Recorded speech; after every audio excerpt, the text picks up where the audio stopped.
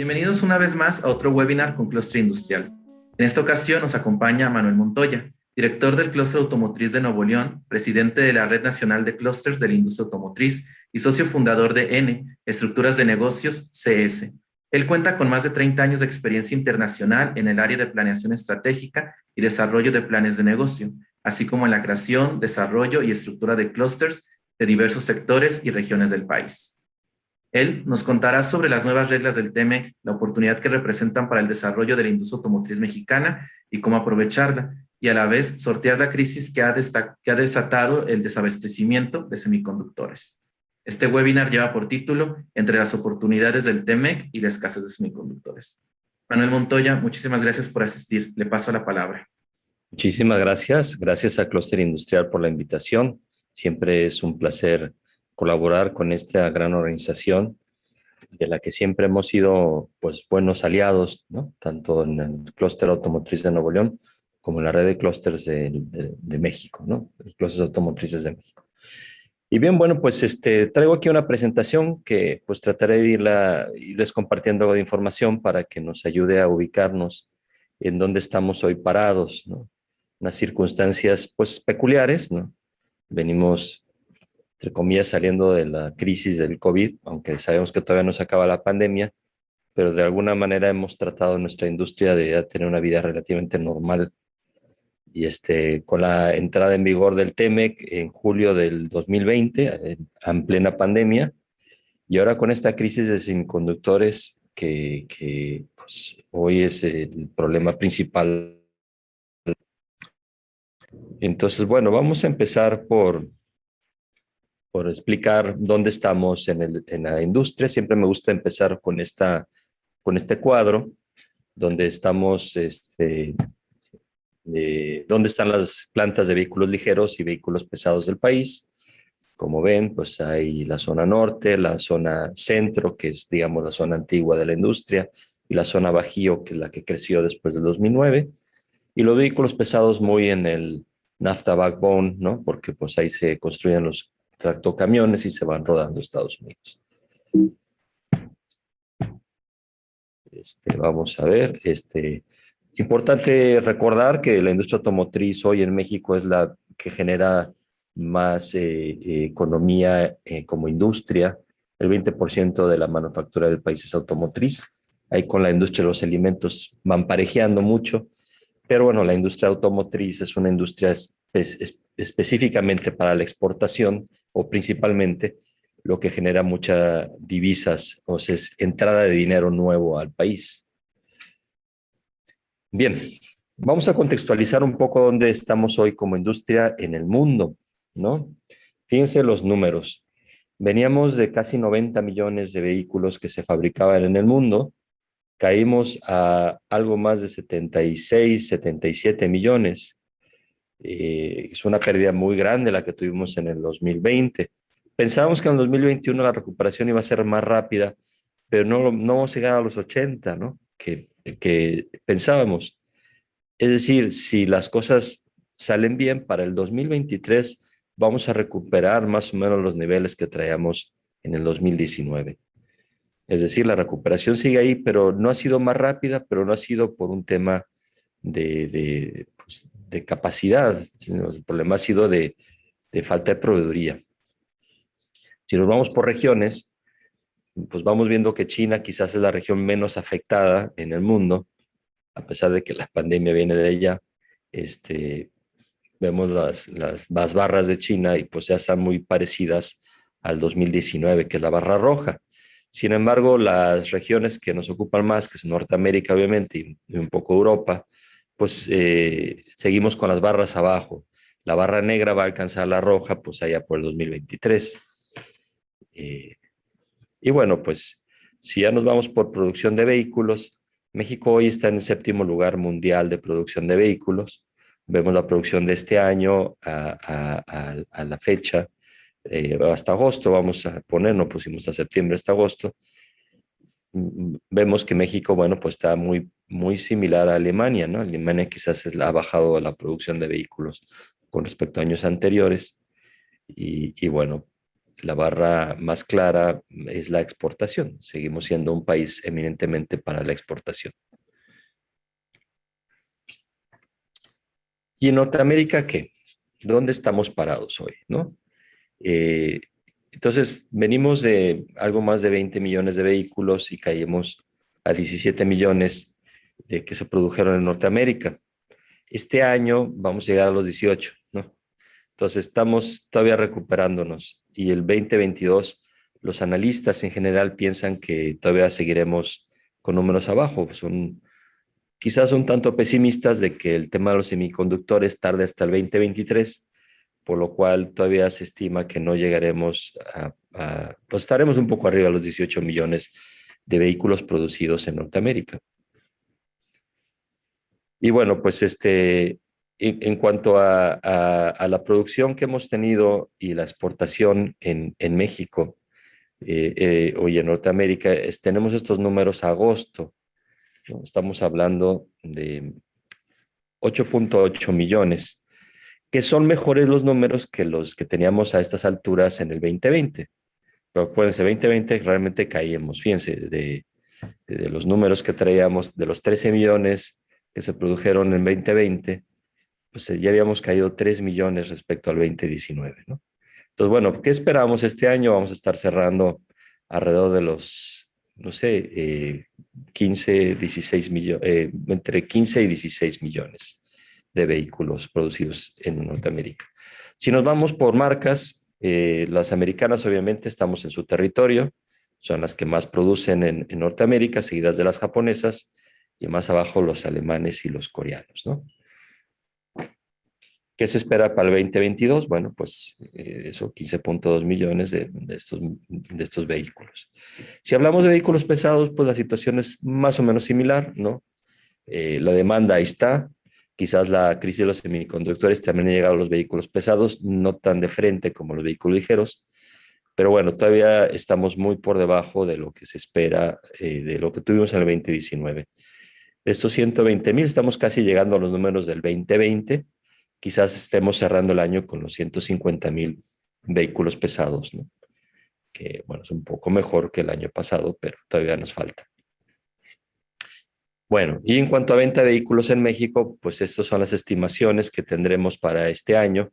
Vamos a andar pegándole al millón de coches, si es que la crisis de los autos chocolate no nos empieza a pegar ya.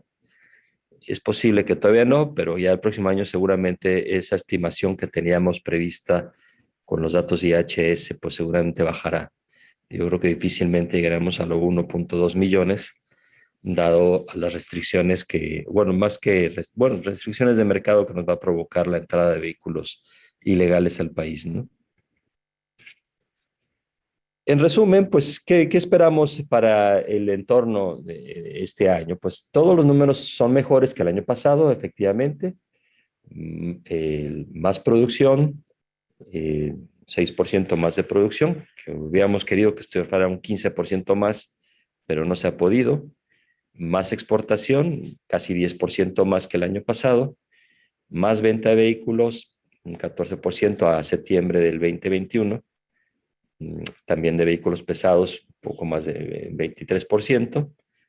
Y bueno, igual la exportación de vehículos pesados. Los vehículos pesados se ha afectado menos que los vehículos ligeros, pues porque son industrias diferentes, ¿no?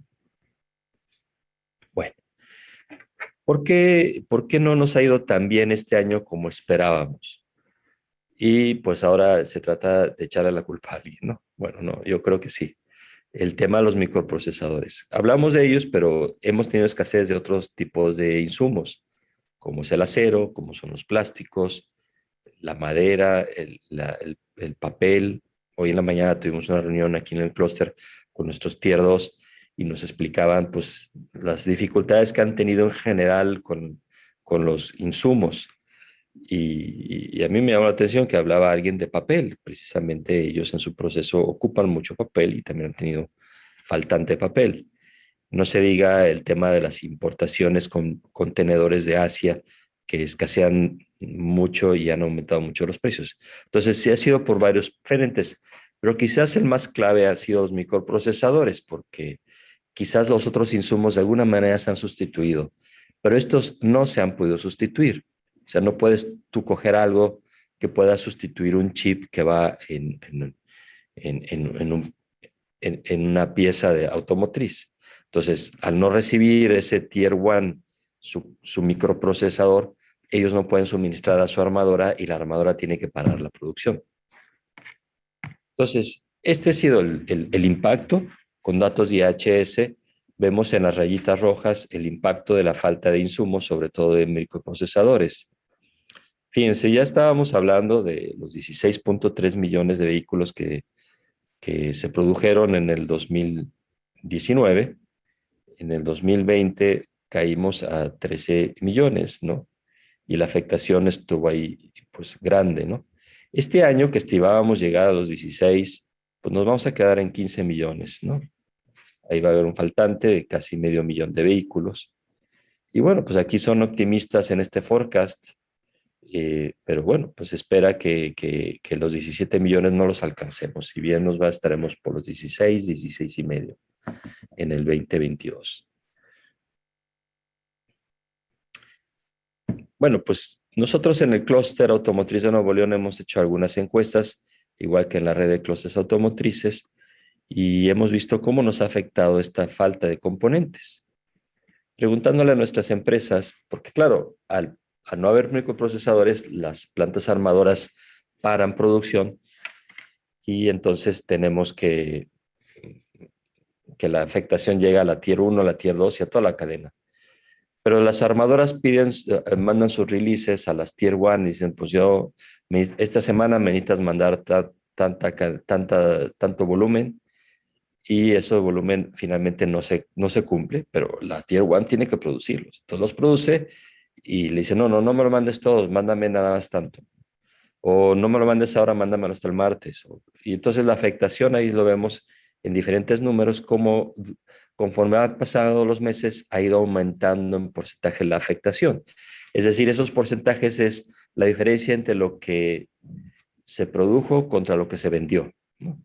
Y se produjo porque fue lo que pidió la armadora, pero luego no se vendió porque la Tier 1 no la mandó a la armadora porque no lo requirieron. Sabemos que las armadoras no van a recibir más material del que necesiten para armar los vehículos que tienen programados para su producción. Y en la Tier 2 pasa lo mismo. Uno les afecta más o menos, pero a todo el mundo le está afectando. Y bueno, ¿por qué no hay semiconductores? Esa es la pregunta del millón. ¿Por qué hay escasez de semiconductores? Hay muchas razones. Entre otras cosas, no hay una capacidad suficiente en el mundo para producir semiconductores. Y la industria automotriz no es el principal cliente de los semiconductores. Como ven en este cuadro que nos prestaron, ¿no?, de la Asociación de Semiconductores, hay otras industrias más importantes. La industria automotriz solo consume el 11.4% de la producción mundial de semiconductores. Entonces, ¿quién es el cliente principal de los semiconductores? Pues la industria de la electrónica, de las comunicaciones, y cada vez más los productos de consumo. Iba a ser un porcentaje pequeño, se habla de gobierno, pero realmente es los ejércitos, las armadas que requieren algo, ¿no? Pero la industria automotriz solo requiere 11.4. Entonces, ustedes se recordarán que en la pandemia, los meses de abril y mayo, paramos la producción global de autos. Bueno, en Asia un poco antes, en Europa, pero en Norteamérica, lo que fue abril y mayo, no produjimos coches. Entonces, ¿qué pasó? Pues las armadoras dejaron de pedir a sus Tier 1, las Tier 1 le dejaban pedir a sus Tier 2 y el que compraba los semiconductores le dijo a su proveedor de semiconductores, ¿sabes qué? No necesito semiconductores, hasta nuevo aviso.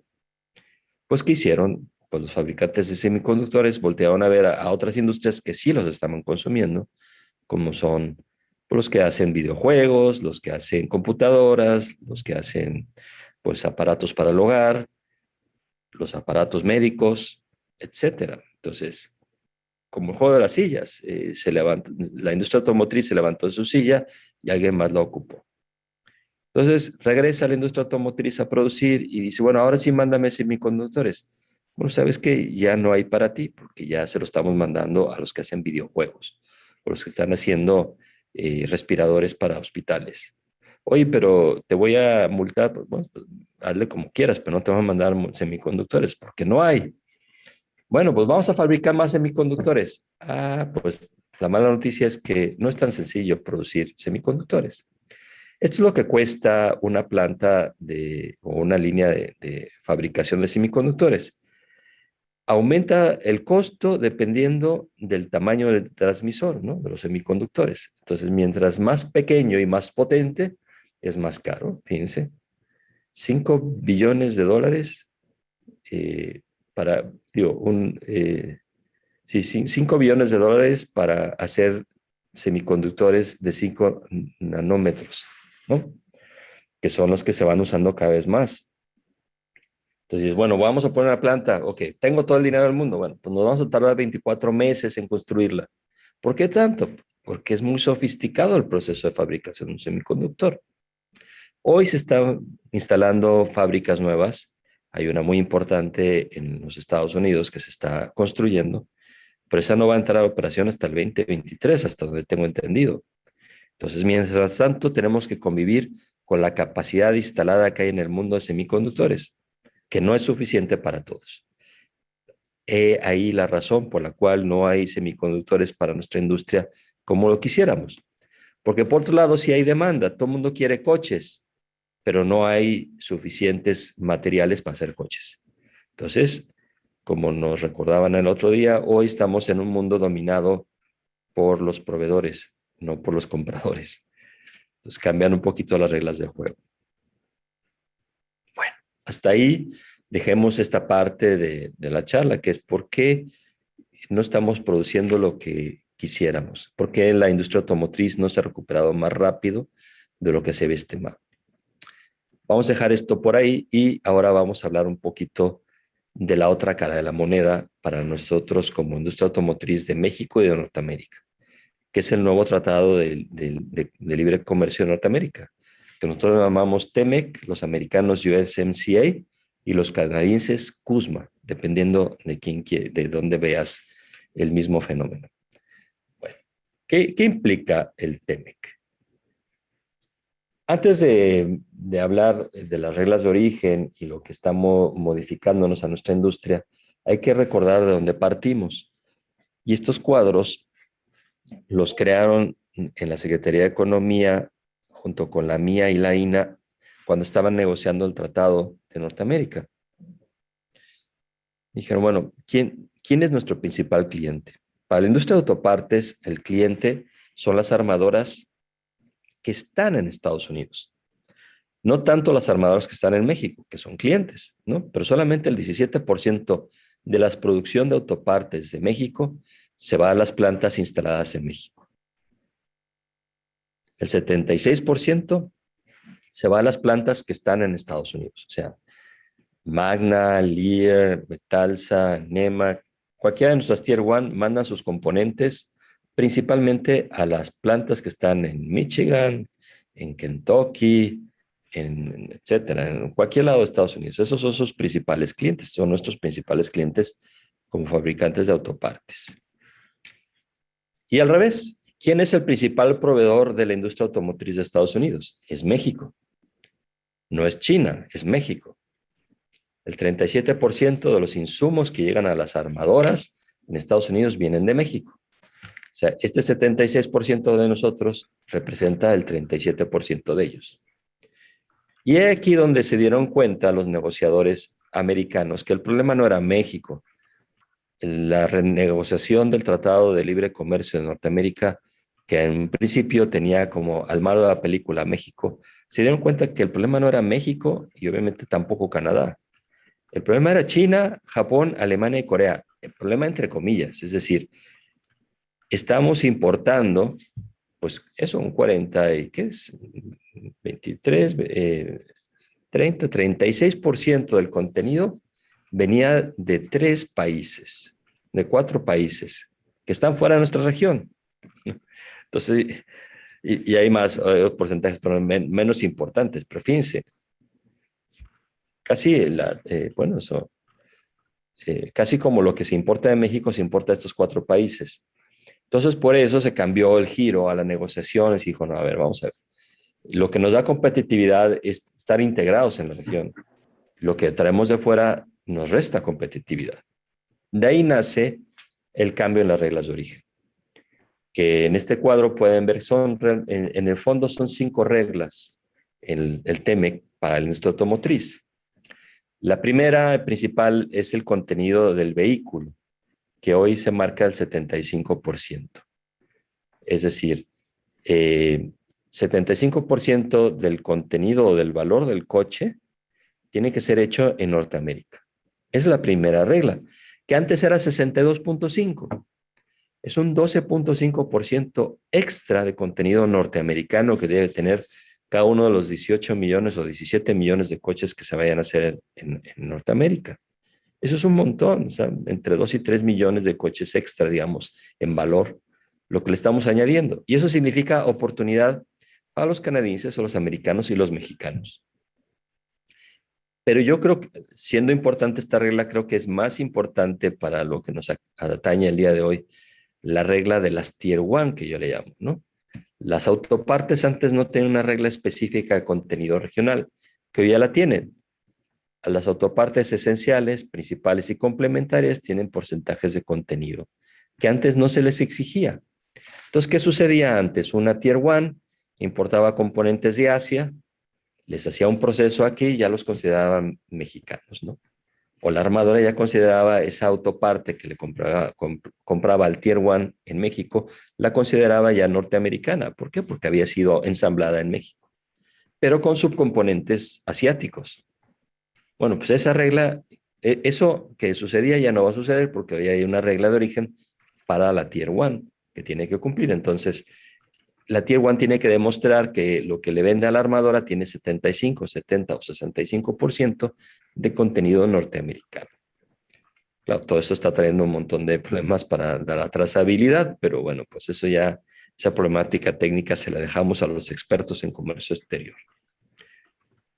La tercera y cuarta reglas son parecidas, es un 70% de contenido de acero y de aluminio, que esas fueron reglas que entraron como que ya casi al final y que además tienen una exigencia mayor porque en el caso del acero se pide que el planchón sea fabricado en Norteamérica.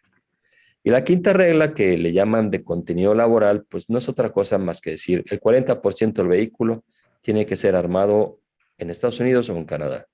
Como no le podían poner así, le dijeron, bueno, que sean fabricados en zonas donde los salarios sean de $16 o más, que no va a suceder en México. Yo no preveo en los próximos 10 o 15 años que los sueldos vayan a llegar a esos niveles. Porque somos economías diferentes. Eso no va a suceder. Entonces, ¿qué significa? Hay un 60% del vehículo donde nosotros podemos participar, pero un 40% en el que no. Para los vehículos pesados las reglas son parecidas, porcentajes cambian, sobre todo los tiempos. En el caso de los vehículos ligeros se tiene hasta el 2023 para llegar a estos porcentajes. En el caso de los vehículos pesados hasta el 2027. ¿Por qué? Porque los vehículos pesados, los modelos cambian, tardan más en cambiar que los vehículos ligeros. Pero las reglas son similares y tenemos que cumplir. Bueno, todo esto nos está obligando a incrementar el contenido regional. ¿Qué pasa para México? Esta es la realidad de México en la industria automotriz. Este triángulo es el triángulo de la verdad, vamos a llamarle. Tenemos que serán unas 30 plantas armadoras de vehículos en México, ligeros y pesados. Tendremos unas 600 plantas Tier 1, más o menos. 600 pueden ser 700 o 530, pero bueno, son un número determinado. Pero ¿cuál es el problema? La base de la pirámide. Nosotros, precisamente el NAFTA nos dejó de herencia que importábamos todo lo Tier 2 lo importábamos y por eso se desarrolló muy poco la industria Tier 2, que yo sé que muchos de los que están aquí en la audiencia son empresas proveedoras de segundo nivel, Tier 2. Entonces, tenemos este problema, reto u oportunidad, llamémoslo como queramos, en el Tier 2. Porque si hablábamos que hay 600 plantas Tier 1, pues tendría que haber 3 o 4,000 o 5,000 plantas Tier 2, que no las hay, ¿no? Habrá quizás 500, no sé, 400, 600, no lo sé, pero no pasa mucho de ese número.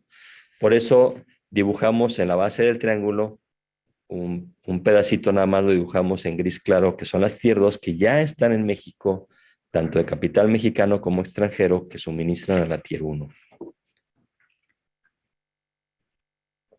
El reto y la oportunidad están precisamente ahí. Necesitamos desarrollar más proveedores Tier 2 que ayuden a suministrar a las Tier 1 en México y en Norteamérica. Necesitamos desarrollar más y está la oportunidad de atraer nuevas inversiones, pero ya muy enfocadas a esos procesos que hoy no tenemos en México y que necesitamos.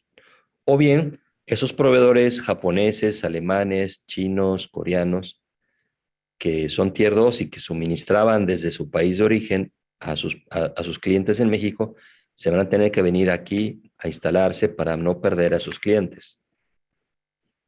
Pasó la otra vez que se acercó un proveedor de tornillería inglés.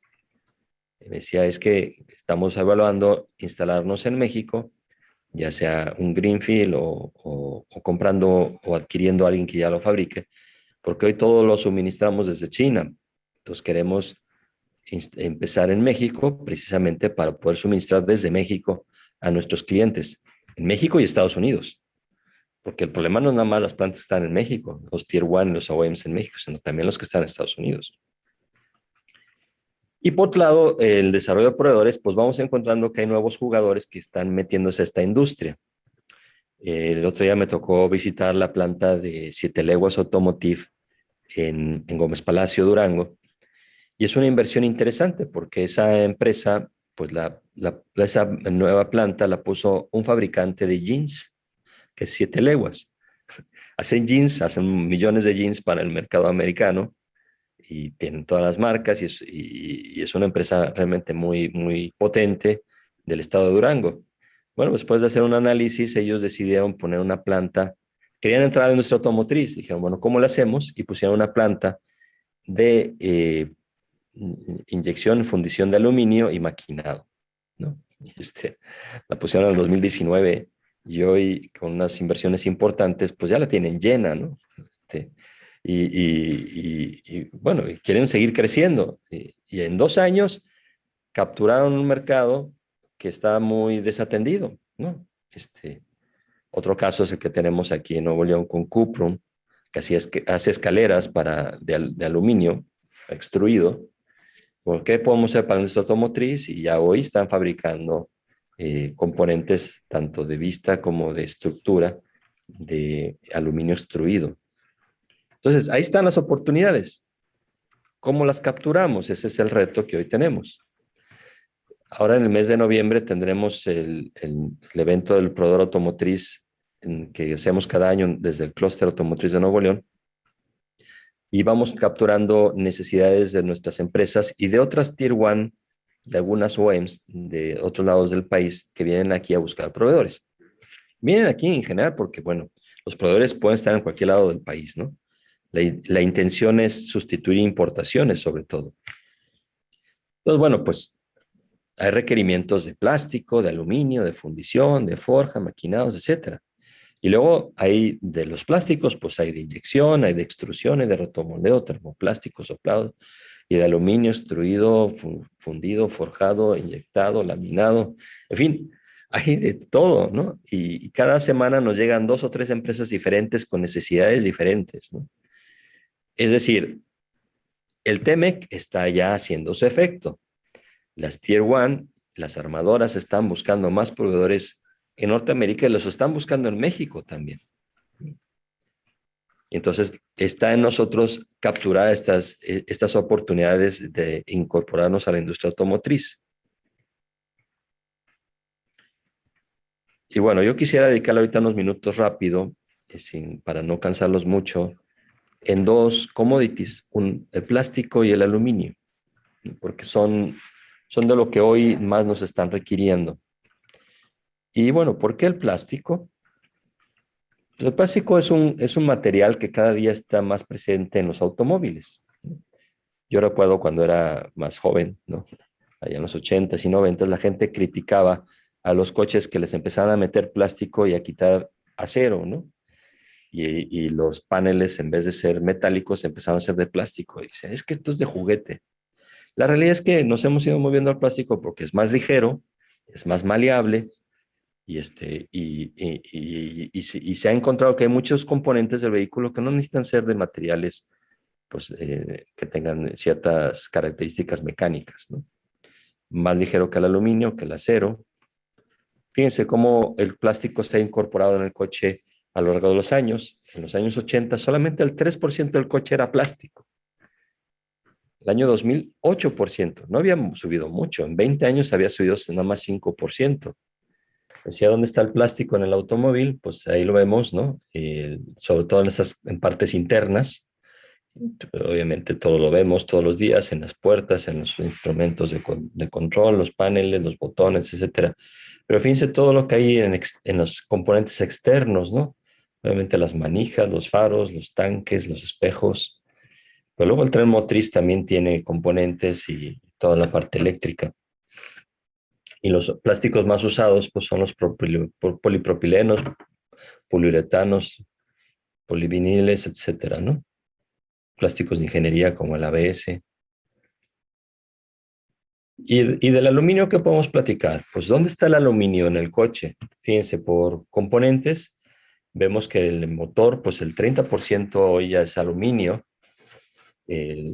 Pues la parte de la transmisión, de la conducción, los rines, etcétera.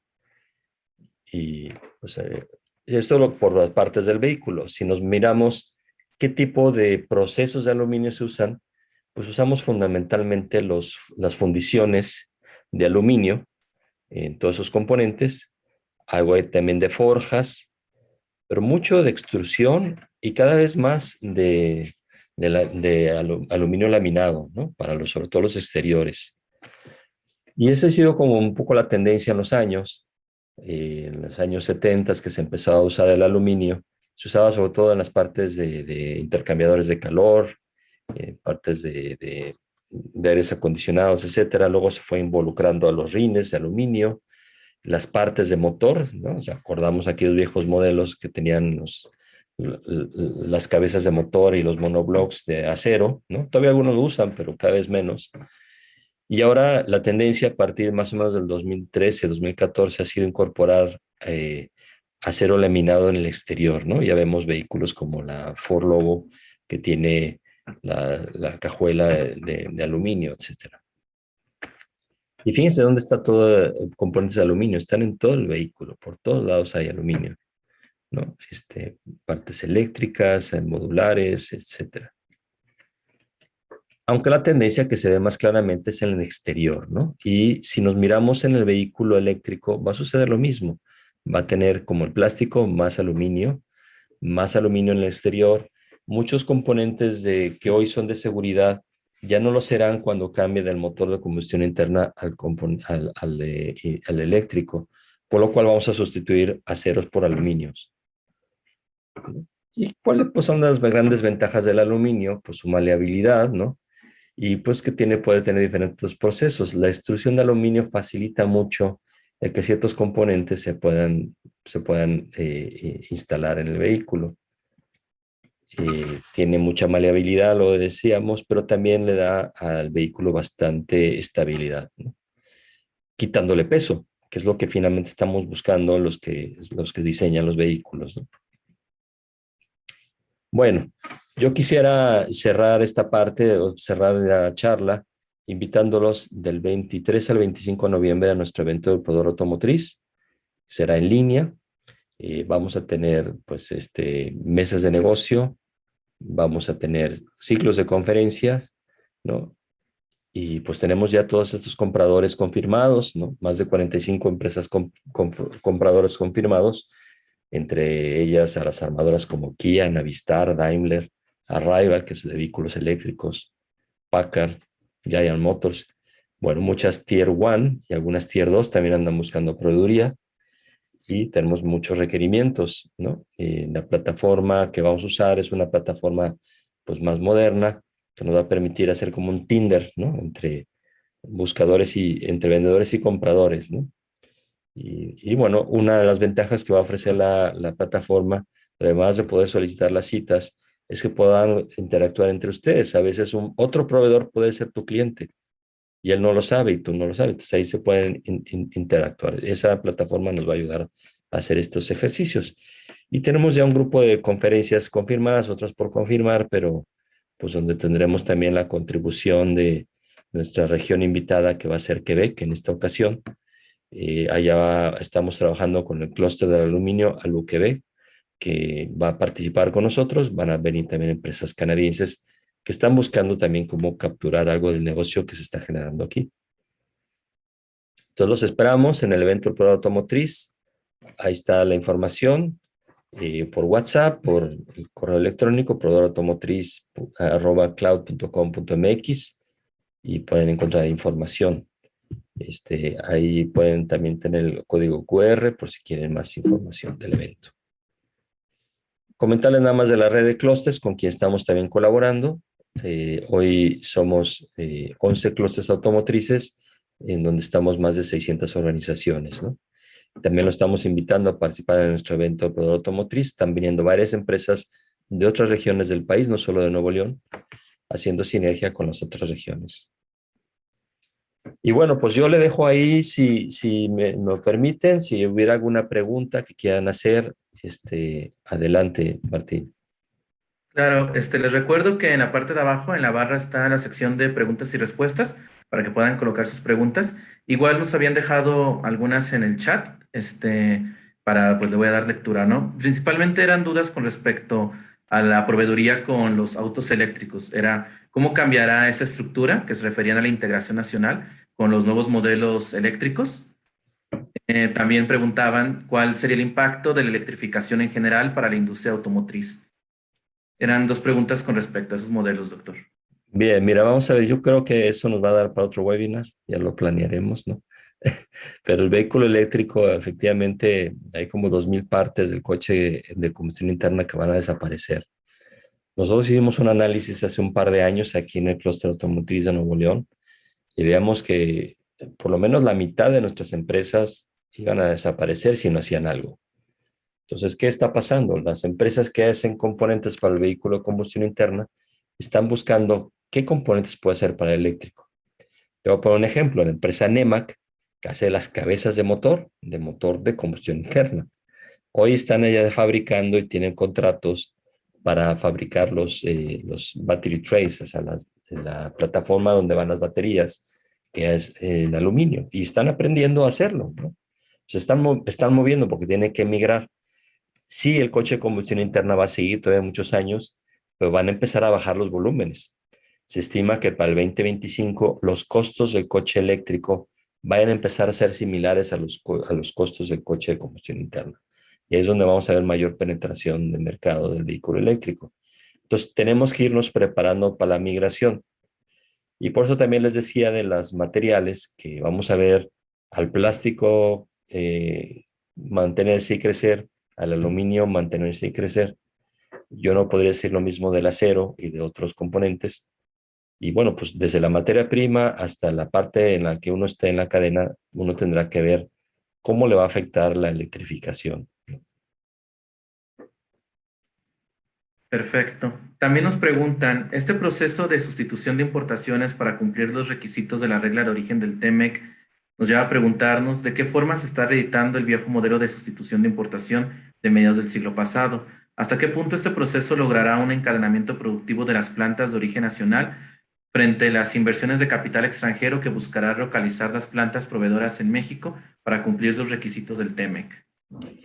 Pues mira, la pregunta la hace Pedro Amauri. Yo te entiendo perfectamente porque los que lo vivimos el siglo pasado, los que ya tenemos algunas canas, lo vivimos. Teníamos un mercado cerrado. México era un mercado cerrado. Es decir, era fuerzas. Tienes que comprar, a las armadoras el gobierno mexicano le dijo, tienes que comprarle a las empresas mexicanas, ¿no? Y no te caga de otra. Hoy no, o el gobierno mexicano no puede obligar a las transnacionales a comprarnos en México, pero sí ha podido hacer una gran negociación en el TEMEC para que las reglas nos pongan en el cuadro de posibilidades, que cosa que el NAFTA no tenía. El NAFTA no solo no te obligaba, es más, en cierto sentido incentivaba a importar. Era más fácil importar que desarrollar un proveedor en México. ¿Y qué fue lo que pasó con el NAFTA? Que esas cadenas productivas que se habían creado un poco a la fuerza se destruyeron porque no eran competitivos. Hoy esa es la gran diferencia. Los Tier 2 que hoy tenemos en México son competitivos. Si lograron vencer las barreras del NAFTA y ya son Tier 2, son muy competitivos. Y tienen la gran ventaja de que hoy no solo van a trabajar para el mercado mexicano, van a trabajar sobre todo para el mercado norteamericano, lo que les da unas oportunidades de crecer fuertemente, ya no solo porque el gobierno los protege, y no, al contrario, la cancha está libre para que juegue el que sea. Pero si tú eres capaz y eres suficientemente competitivo, vas a crecer y mucho. Tenemos otra pregunta que era sobre el 75% de autopartes fabricadas en Norteamérica. Preguntaban hace un momento que si este porcentaje incluye materias primas como el polipropileno y si también será fabricado en Norteamérica. Sí, mira, el contenido regional es para lo que va en el coche, ¿no? Toda componente o material que va en el coche se contabiliza en el coche. Todo lo que está alrededor de la fabricación no se contabiliza. Es decir, si yo mando un espejo envuelto en una bolsa de plástico, la bolsa de plástico no cuenta, ¿no? ¿Sí? Si yo mando unos racks donde van mis puertas a la armadora, esos racks no cuentan. Entonces se pueden fabricar donde sea. Entonces todo lo que va dentro del vehículo, que es una pieza, un componente, suma para el contenido regional. Esa es lo de donde se basa la cuenta, ¿no? Y incluye la materia prima, ¿no? Y los costos asociados con la fabricación.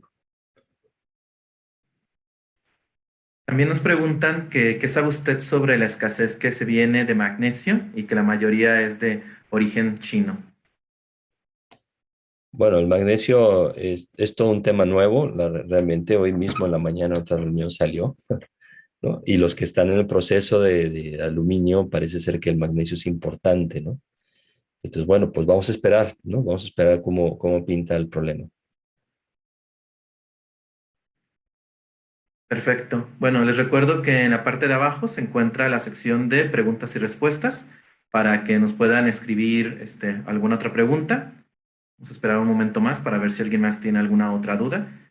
Y si no, pues agradecer de toda su participación, doctor. Sí, alguien levantaba la mano, pero no sé si puedan hablar.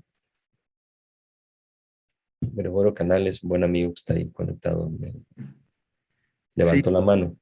Le voy a bueno, permitir hablar. ¿Puedes hablar, Gregorio? ¿Me oyen? Sí, ya, ahora sí. Perdón, pero nos perdimos hace como 20 minutos toda la conferencia. Zoom nos bloqueó. A todos, ¿eh? A mí también.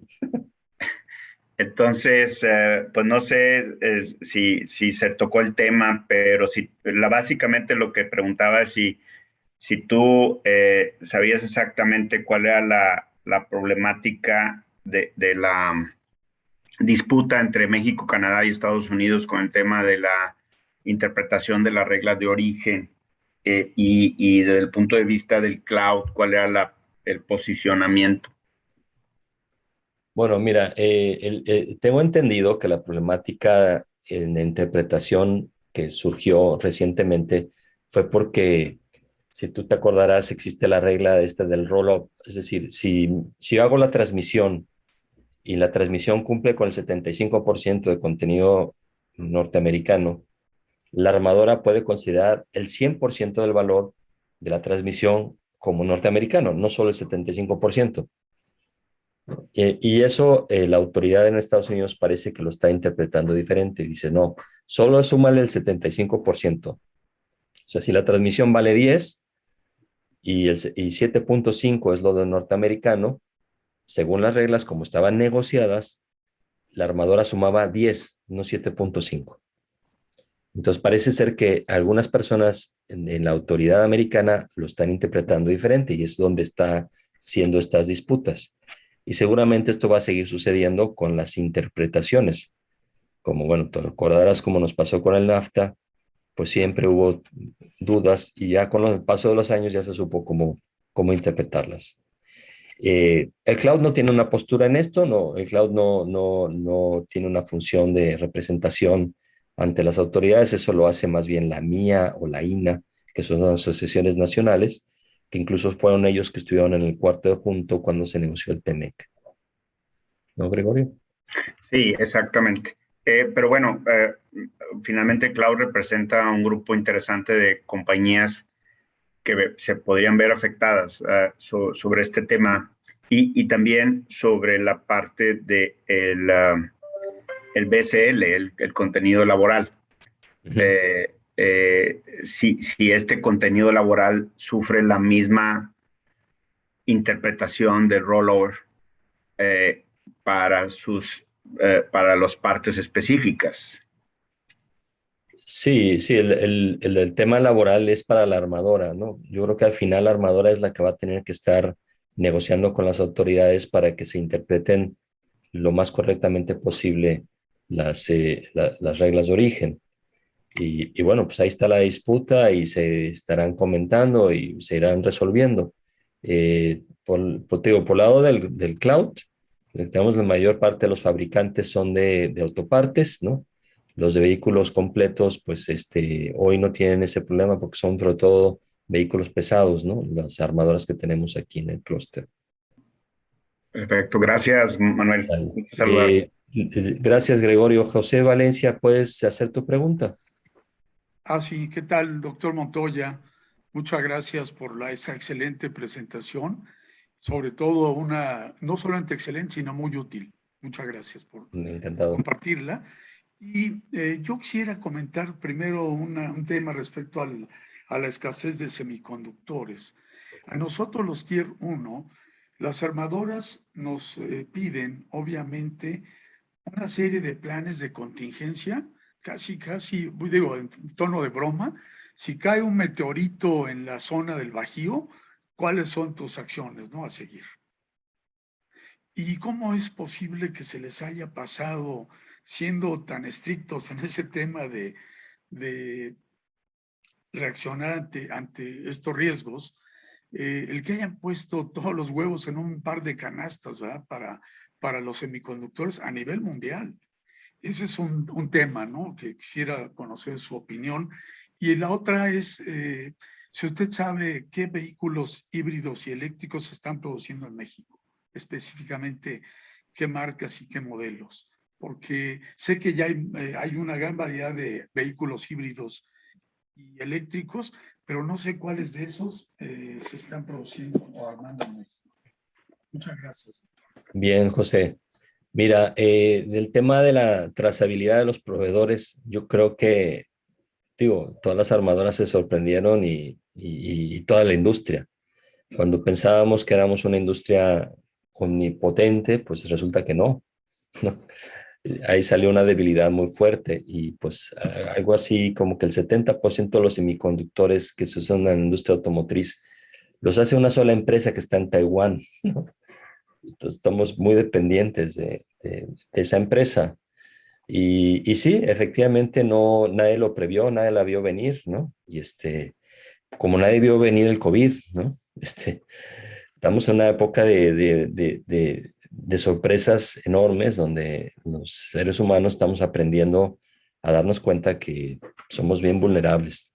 La industria automotriz lo es y lo seguirá haciendo en los siguientes años, sobre todo porque hay un cambio de paradigma hacia el vehículo eléctrico que nos va a cambiar todas las reglas del juego. También, nadie veía venir a Tesla. Y mira, la negociación que ahora hicieron con Hertz para hacerle 100,000 vehículos a Hertz. O sea, Tesla va en serio y está cambiando las reglas del juego de la industria automotriz. Y era una empresa que no existía a principios de la década pasada. Y en cambio ahora, pues, se está quedando con el mercado del eléctrico, ¿no? Ahora, ¿qué vehículos hacen en México eléctricos e híbridos? Pues te voy a quedar de ver la respuesta porque no la tengo. Sé que en Cuautitlán están haciendo el Mustang eléctrico y algo más se hace en Saltillo, pero no lo sé con exactitud. Hablaría un poco de memoria. Sí, es exactamente la misma información que tengo yo de Sí, José. es correcto. Muy bien. Pues muchísimas gracias a todos. A todos los que se reconectaron, gracias por una disculpa por esas fallas técnicas que se tuvieron. Yo espero que esto pueda quedarse grabado y que si alguien no pudo completar la conferencia se les pueda compartir. Muchas gracias, Martín, y te cedo la palabra. Muchas gracias, doctor. Muchísimas gracias a todos los participantes, a todos los que se reconectaron. Y sí, la grabación se subirá a nuestro canal de YouTube. Nos pueden encontrar en YouTube como Clúster Industrial para que puedan ver la información que el doctor Montoya nos ha compartido. Muchísimas gracias. Muchas gracias a todos. Nos vemos. Muchas gracias. Hasta luego. Hasta luego.